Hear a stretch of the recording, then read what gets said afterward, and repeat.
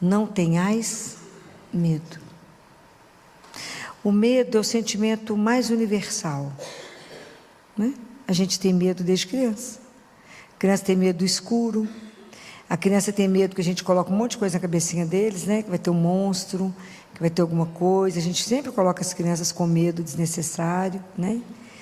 Mas a gente cresce e tem medo de perder quem ama, de perder um filho, de perder mãe, de perder pai, de perder as pessoas que a gente ama, marido, esposa.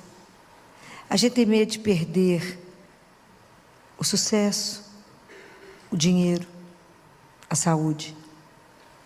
A gente tem medo de não ser conhecido mais. Imagina quem vive pela fama.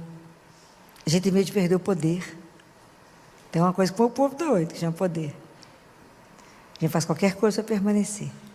Então a gente tem tantos medos. E aí Jesus vem e fala para nós: não tenhais medo. Você fala, não tem jeito. Mas tem. E se ele falou, tem um jeito. Vocês têm ideia de quando que foi que surgiu a palavra medo na Bíblia? Alguém arrisca? Quem quiser anotar, eu trouxe tudo para vocês. Primeira vez que surgiu a palavra medo está em Gênesis capítulo 3. Quando Adão pecou, lembra? Quando ele pecou, ele tomou consciência que estava nu. E ele então escondeu. E aí Deus, que vinha tomar sempre um cafezinho com ele de tarde, às vezes dar uma volta. Aí Deus chama o homem e pergunta: onde estás? Aí Adão falou assim: ouvi teu passo no jardim. Respondeu o homem: tive medo, porque estou nu e me escondi. Então, imagina, quando Deus pergunta, e pergunta para cada um de nós: onde estás? Não é do ponto de vista físico, porque Ele sabe que nós estamos aqui, mesmo que de repente a nossa alma dá uma voada, a gente não sabe nem o que a Filó está falando, mas estamos assentados na igreja. Ele sabe que estamos assentados. Então, do ponto de vista da sua caminhada espiritual, onde estás? Não se esconda de Deus. Não faça como Adão. Porque a gente se esconde dele, como se ele não soubesse onde a gente está. Fala com ele: estou aqui. O senhor está me vendo bem, olhando a roupa direitinho, para o senhor não me perder? Me ajuda. Onde estás? Isso é uma pergunta que a gente precisa fazer do nosso ponto de vista da caminhada espiritual. Porque às vezes a gente está só lá na época do batismo, da primeira Eucaristia, e não caminhou nada do ponto de vista espiritual. Onde estás? Na sua consciência de que você é corpo e alma, cuida do corpo, malha muito bem, alimentação, nutricionista, e é tudo que tem que ter direito, nutrólogo, tudo pesado, medido, contado. Hoje eu estava falando isso com Jesus no carro. Falei: Jesus, presta atenção, o ser humano é louco demais. A gente investe tudo no corpo e ele é o único que acaba. É insano, Senhor. Não estou falando para não cuidar, tem que ser lindo, arrumado, maravilhoso, mas eu tenho que dar o mesmo peso para o cuidado com a alma, pois é o que eu vou apresentar. A gente nega o tempo inteiro, né? A gente nega a finitude o tempo inteiro, e a gente não lembra disso. Então a gente malha, fica bacana, tem que ficar mesmo. Quer fazer tudo que vocês quiserem fazer, faça, mas faça também na alma, umas plásticas, né? Interessante. Faça uma dieta para a alma, bacana, né? Então precisa pensar nisso, onde estás? Porque ele não nos perde de vista, não. Então esse é o primeiro medo. E por que esse medo entrou? O que tinha acontecido antes? Por que o medo entrou no mundo? O que aconteceu antes de Adão esconder? Ele pecou. O pecado entrou no mundo, entrou a desconfiança, quebrou a confiança com Deus. Falou: ele não quer que você faça isso não. Por causa da desconfiança, ele escondeu. Falou: ele vai me punir. E nós escondemos de Deus, porque temos medo de Deus. Uma coisa é o temor de Deus, o respeito. Ele é o Todo-Poderoso, mas é nosso Pai. Outra coisa, eu achava primeiro que eu posso esconder alguma coisa de Deus, né? Eu tenho medo, eu não me aproximo dele. Não, filho, Deus existe, eu respeito. Ele lá e eu cá, porque a gente não pode ficar muito perto, porque a gente tem medo. Ilusão, né? Ilusão. Então, presta atenção que o medo só existiu porque perdeu a confiança. Mas olha que lindo essa relação de Deus em Gênesis ainda, com Abraão. Quando ele chama Abraão, imagina, Abraão já estava aposentado, né, gente? Podia viver só do dinheiro dele, que Abraão era muito rico, muito rico. Ele tira Abraão de casa, Abraão já estava com mais de 70 anos. Falou com ele: não, Abraão, você vai ter uma descendência que você não vai contar, 70. Para começar. Na hora dele colocar pantufa, Deus põe ele para andar. Imagina, a imagem nossa de quem é o ícone, né, de quem caminhou, começou, nosso pai espiritual, é um aposentado, que Deus pôs ele a caminho. A gente não pensa nisso, né? Abraão tinha 70, e aí Deus faz uma promessa, põe ele a caminho, e fala uma coisa maravilhosa para ele, e fala, na época ele era Abrão, que é Abraão, só se tornou depois que eles fizeram a aliança, e ele fala: não temas, Abrão, olha isso aqui, eu sou o teu escudo. Pode imaginar o que é isso? Ele tem medo de quê? Não temas, eu sou o teu escudo. Aonde que eu mandar, você vai. Eu sou o teu escudo. Olha o que esses homens viveram, né? Extraordinário. Então a caminhada toda de Deus com Abrão, que depois se tornou Abraão, que é o nosso pai. Depois lá no Êxodo, quando Deus chama Moisés. Moisés falou: vou não, aqui eu não sei nem falar, sou gago, dou conta não. Vocês já têm alguma semelhança com Moisés? Quando Deus chama vocês para uma coisa, vocês falam: não, dou conta não, chama o outro. Chama Arão. Ele falou com vocês: chama Arão que é bom de falar. Ele falou: Moisés, eu sei mesmo. Às vezes a gente quer fugir. E ele fala assim: eu estarei contigo, eu sou o teu escudo, eu estarei contigo. Então, você não precisa ter medo, porque sou eu a sua companhia. Eu estarei contigo. Senhor, eles não vão acreditar em mim não. Quando eu chegar lá, eles vão perguntar: quem que é isso, Moisés? Quem foi que te mandou aqui? Vai responder isso, Moisés, vai embora. Não vou não, vai, Moisés, vai. É você mesmo, tadinho de Moisés, sofreu muito. Mas sou eu, Moisés, eu estarei contigo. Todas as vezes que Deus chama esses grandes homens, cada vez que Ele pede alguma coisa, quem que vai estar com eles? Deus. Depois Moisés morre, aquela luta com aquele povo de Deus no deserto. Morre Moisés, fica o coitado de quem? Quem ficou? Josué. Tadinho de Josué. Não. Deus chama ele e fala assim: Josué, ser firme e corajoso. Tadinho, ele era um menino. Não temas e não te apavores, porque eu, teu Deus, estarei contigo, por onde quer que andes. Vocês imaginam o que esse Josué viveu? Mas Josué, sou eu que vou estar com você.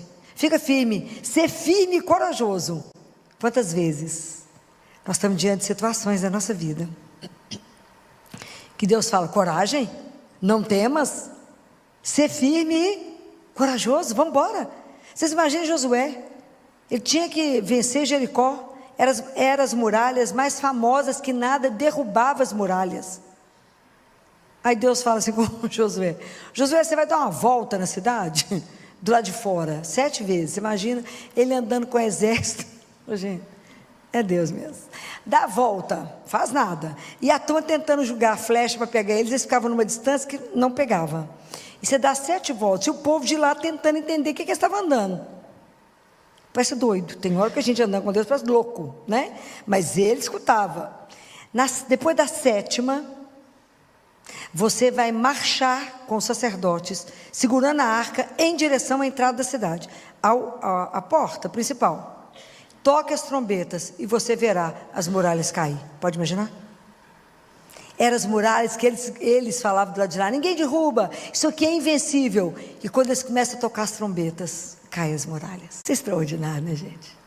Isso é um trem de doido que esse pessoal viveu. E eu fico imaginando, por que a gente não vive? Nós somos um bando de lerdo. Não cremos. Não temos fé, não. A gente tem princípio de fé, né? Assim, princípio de namoro, princípio de pneumonia. O povo fala assim, princípio. É só um germe, né? Quantas muralhas estão precisando de cair na sua vida? Diante de quantas dificuldades nós estamos parados, fala assim, Senhor, qual o tamanho desse muro? O Senhor falou, querida, isso para mim é nada. As muralhas caíram, não ficou ninguém. Aliás, ficou uma prostituta que tinha salvo o pessoal de Jerusalém, 2 que foram lá, que eles ficaram escondidos na casa dela. Hoje vocês assistiram a missa, tiveram a graça de assistir a missa. Ainda pensando segundo o Primeiro Testamento. Alguém consegue lembrar qual foi a primeira leitura? Sem olhar? Vocês acabaram de assistir a missa. E eu tenho paixão com essa primeira leitura. Ninguém guardou nada. Não tem uma hora que vocês assistiram, ouviram a missa. Guardaram? Não. Uma das histórias mais lindas que existe. Jerusalém estava sitiada pelo rei da Síria. E ele mandou uma carta para o rei de Jerusalém, que é Ezequias. E falou com ele, eu vou destruir. Do jeito que nós já destruímos tudo quanto é país, eu vou destruir o senhor também. Ele lê aquilo. Lembra que eu já contei essa história? E aí ele atravessa a rua, sai do palácio. Ele não chamou nenhum general. Nenhum. Ele atravessou a rua e foi para o templo. E fez assim, ó. Entregou o papel diante de Deus. Oh, que coisa extraordinária. E fez uma das orações mais lindas. Vocês não prestaram atenção, não? Então, ele colocou diante de Deus e falou assim, Senhor Deus de Israel, que está sentado sobre os querubins. E ele vai falando as coisas e fala com ele. Inclina o teu ouvido, Senhor, e ouve. Abre, Senhor, os teus olhos e vê. Ah, um trem escandaloso. Ele foi lá com o papel assim e fez assim, olha isso aqui. Hã? O que foi? Olha aqui o que eles estão falando, vai passar em cima do Senhor também, vai deixar. Isso é extraordinário. Isso é extraordinário, porque aí Deus manda a resposta, através do profeta, né? Então ele faz uma oração linda e pede, livra-nos, Senhor, das mãos deles, né? Para que os reinos todos saibam que somente Tu és Deus. É linda a oração dele. Depois vocês vão ler de novo, vocês não prestar atenção em nada hoje. E aí, olha como é que Deus é extraordinário. Então Deus foi atrás de Isaías, profeta, filho de Amós, e mandou o recado. Falou que ele podia ficar sossegado. Falou, ele manda um recado, né, a forma como Deus diz, e do jeito que o rei veio, ele voltaria. Durante a noite, um anjo do Senhor exterminou todo o exército. 180.000 homens foram exterminados, sobrou o rei, que voltou sozinho para casa. Isso é escandaloso, né, gente? Esse é Deus. Esse é o nosso Deus. Então, depois, vocês leem isso, porque é lindo demais. Deus fala, ele não vai entrar nessa cidade, nem vai lançar flecha contra ele, nem vai assaltar, nem vai cercar. Pelo caminho por onde veio, há de voltar. Protegerei essa cidade e a salvarei em atenção a mim mesmo e ao meu servo Davi. Extraordinário. Essa é uma das leituras mais apaixonantes que está em 2 Reis do Antigo Testamento, que eu sou encantada com essa como que Ezequias foi lá diante de Deus e mostrou diante de Deus. Hoje nós temos Deus vivo aqui, ó, e a gente não vem cá contar para ele. Está aqui, ó, vivo. E a gente não faz a mesma coisa e fala com ele, só viu esse negócio que aconteceu? Só viu esse negócio que chegou para mim? Nós vamos resolver isso. Isso é confiança. Isso é certeza que ele está ali vivo, me olhando. Eu não vejo ele não, mas ele olha e fala, o que ele vai fazer mesmo? Aqui, ó, Jesus, o que é que chegou para mim? É assim. É assim que tem que ter ousadia. Jesus fala, e ontem eu falava isso com o pai lá no consultório, que ele está adoecido, porque ele não tem nenhuma responsabilidade sobre essa dívida, mas chegou uma dívida que não pertence a ele, para ele. Uma dívida imensa, ele está sem dormir. Falei, vai lá no Santíssimo, mostra para ele o papel, fala com ele, o senhor está sabendo da nossa dívida? Que não é minha, não. Até o juiz decidir, falei com ele, você precisa dormir, comer, tem 2 meninos para criar. E falei com ele, vai lá, a gente tem que ser ousado. Jesus falou assim, seja ousado, porque o amor é ousado. Chega ali e fala que eu sei que o senhor está vivo, o senhor viu esse negócio que eu recebi, que é uma dívida que não é minha, não. Eu não tenho culpa nenhuma com isso. E esse homem é honesto, é bom, tadinho, está sofrendo um tanto.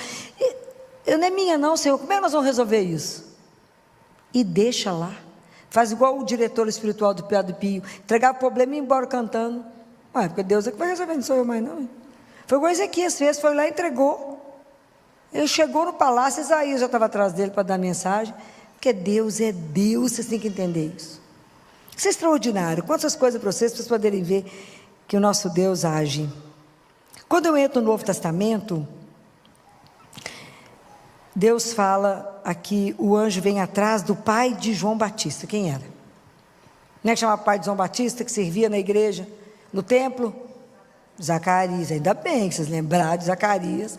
E ele fala, não temas, Zacarias. Não temas. Está em Mateus 1, né? Não temas, Zacarias. Depois fala para Maria, não tenhais. Nesse momento, Maria, imagina, Maria escutou isso, perguntou o que ia acontecer, como é que isso ia acontecer. Então Maria, uma das, entre tantas virtudes dela, era de uma honestidade a toda prova, porque ela não escondeu de Deus aquilo que ela era. Ela falou, eu não sou capaz disso que o Senhor está me pedindo. É isso que eu traduzo o que ela está falando, não é? É a mesma coisa que a gente tem que fazer quando se sente chamada por alguma coisa. E fala, entre a grandeza do que o Senhor está me chamando e dentro daquilo que eu sou, estou falando para o Senhor que eu não sou capaz. Aí o anjo falou com ela, não, o Espírito do Senhor virá. E aí ela dá um salto de confiança. Se lança e fala, então se ele, então seja feito o que ele quiser. Seja feito segundo a palavra dele. Que é a confiança que faz andar. Porque a proposta é muito grande. Da mesma forma José estava apavorado, era só mistério. Aparece um anjo para José no sonho e fala, José, não tem medo não, meu filho, coitadinho de José. Vamos, bora, assuma Maria. José está dormindo, acorda, José. Bora, não tenha medo, você tem que fugir, só porque você querer matar o menino. Coisa simples. E você não pode fugir pela estrada principal não, coitado, nem falar isso com ele. É a estrada secundária, porque a estrada principal é por soldado de Herodes. A gente pensaram nisso, que ele fugiu depressa e por uma estrada alternativa, sem conhecer. Reclamou? Não. Negociou? Não. Tem um murmúrio, nada, ele levantou, pegou o menino, pegou a mãe e foi embora. É impressionante, né? É uma coisa de morrer de vergonha, mais ou menos assim. E aí, tem mais, né? É muita coisa que Jesus fez, é bonitinho demais. Eu só coloquei alguns, né, gente? Só coloquei alguns, porque eu não podia pôr todos aqui, porque senão o dia não anda.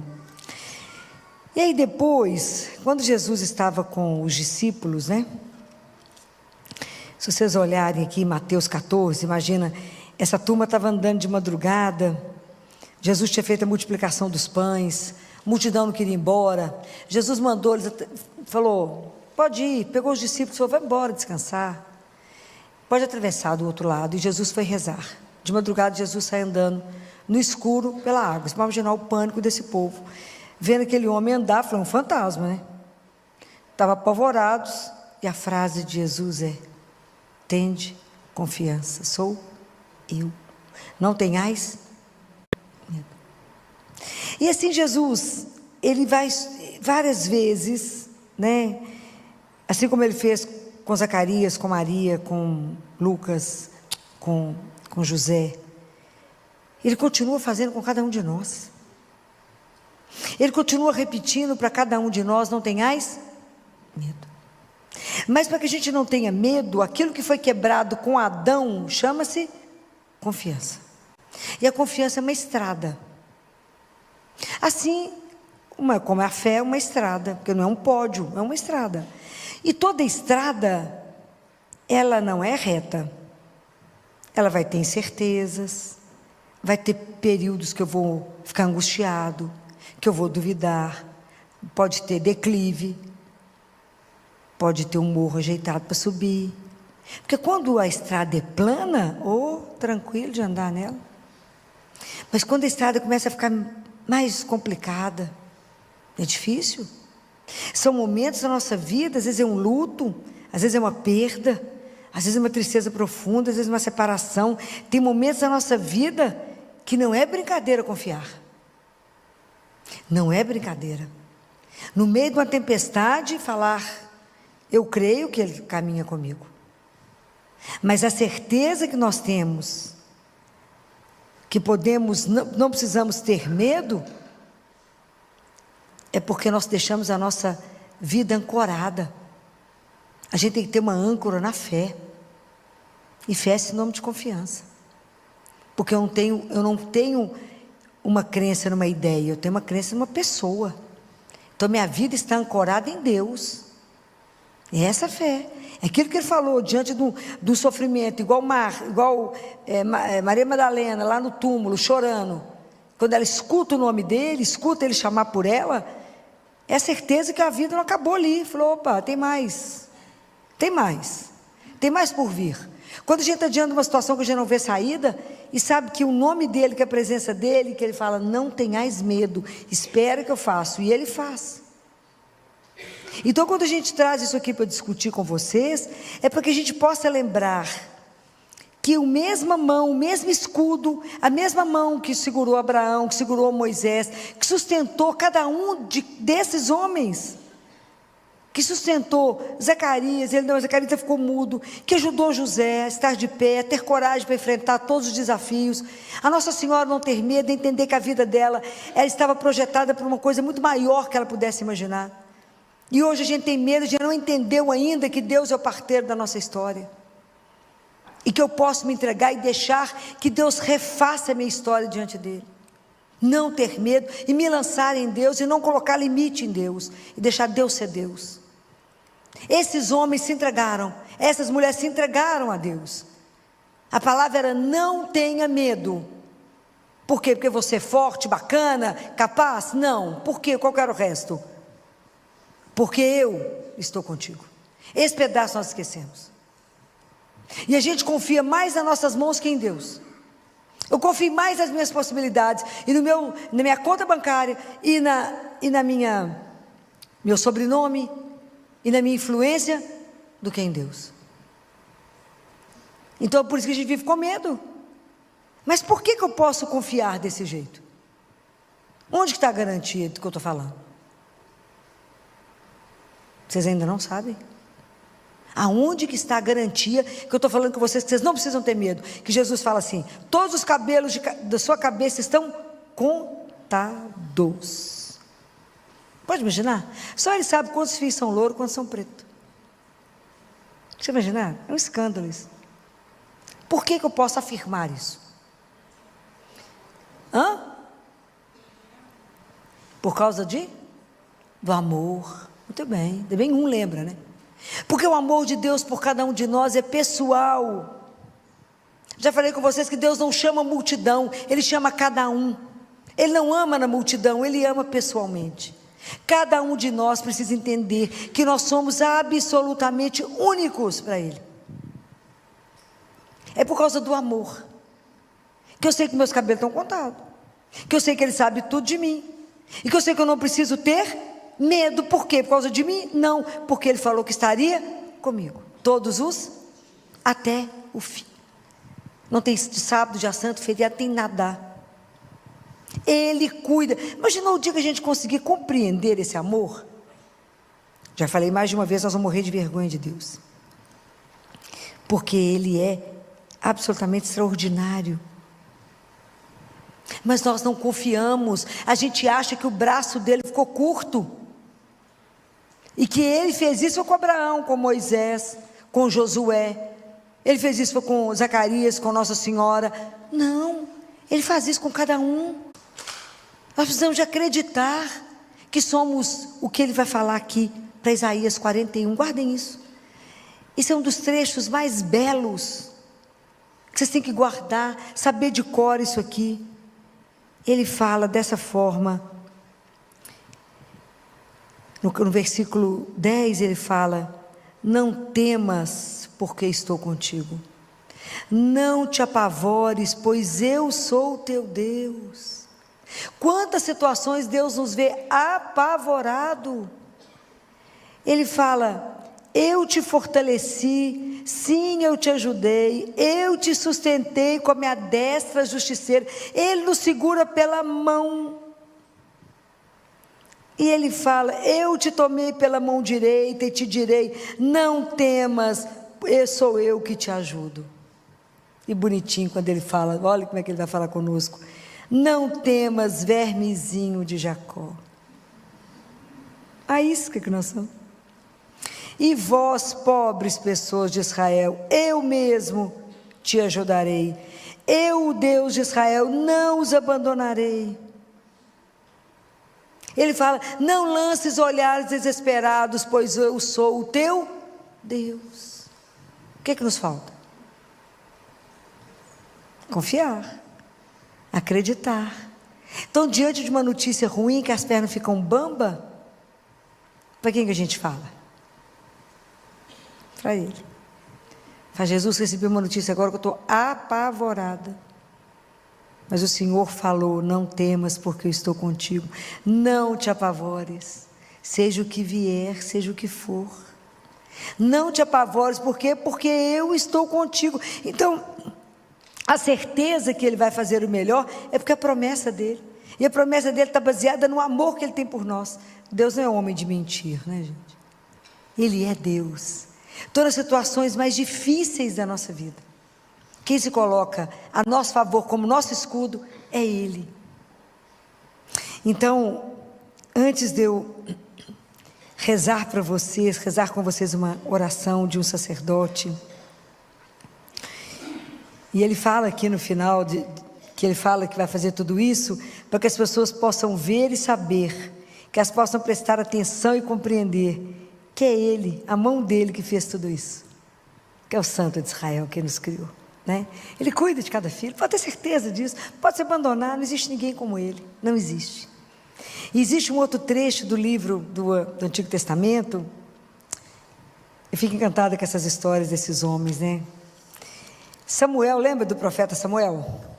Ele era criança, morava no templo, quando Deus começou a chamar ele: Samuel, Samuel, e ele ia atrás do profeta, falava: o senhor está me chamando? Não, não sou eu não. Lembra disso? Não. E Samuel foi quem ungiu Saul, rei Saul, lembra? Foi Samuel que ungiu o rei Davi, lembra? Lembra nada, vocês estão precisando estudar a palavra de Deus. Lembra nada. Muito bem.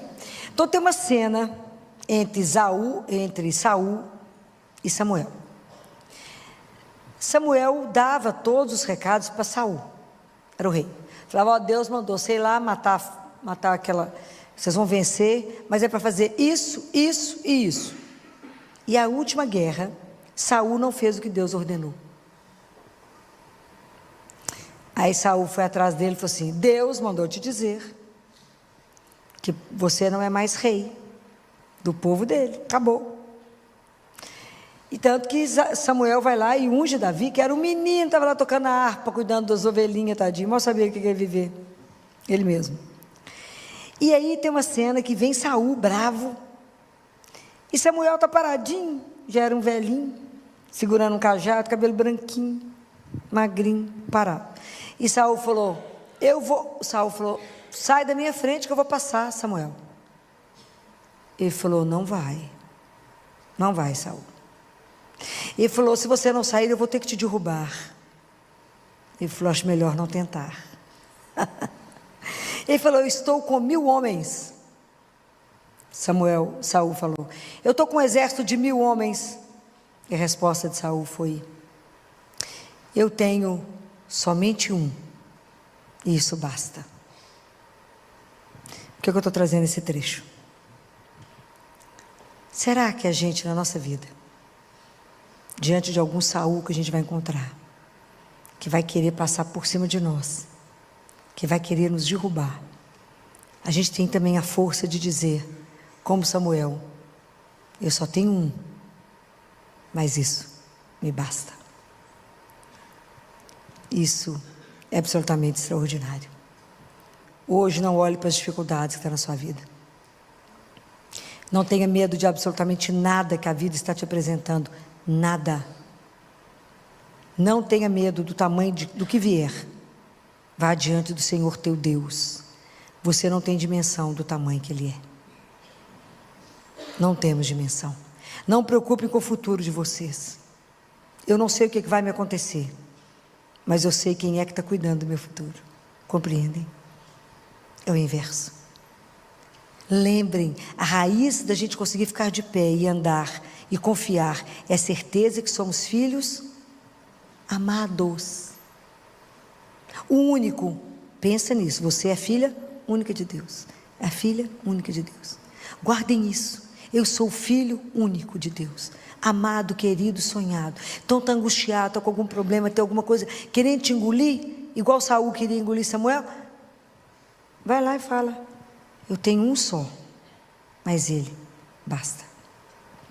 Quero rezar para vocês uma oração para a gente trilhar a estrada da confiança. Essa oração foi escrita por um sacerdote, que eu sou encantada com ele. É um padre que é de Lisboa, de Portugal, vive atualmente em Roma, prega retiro para padres, até para o Papa. Um dos últimos ele pregou para o Padre Francisco, para o Papa Francisco, com os sacerdotes. Ele é extraordinário. Então, uma das orações dele é a estrada da confiança. Eu trouxe para a gente poder encerrar.